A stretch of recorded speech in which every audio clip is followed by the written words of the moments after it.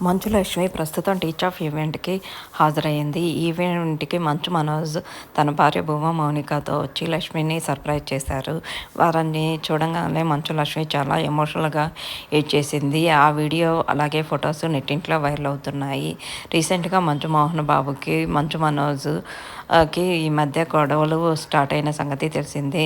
దానికి కారణం తన అన్న మంచు విష్ణు అనేనని, తన తల్లిదండ్రుల్ని కలవనీయటం లేదని రీసెంట్‌గా కోర్టుకెక్కిన సంగతి తెలిసిందే. ఆస్తి గొడవలని మంచు విష్ణు అనగా, మంచు మనోజ్ ఆస్తి గొడవలు కాదు, కాలేజీకి అలాగే కొన్ని ఆస్తులకి సంబంధించి పేదలకు అన్యాయం జరుగుతుంది అంటూ మనోజ్ కోర్టుకెక్కుతూ గొడవలు పడుతున్న సంగతి తెలిసింది. ప్రస్తుతం మంచు లక్ష్మి బాంబేలో ఉంటుంది.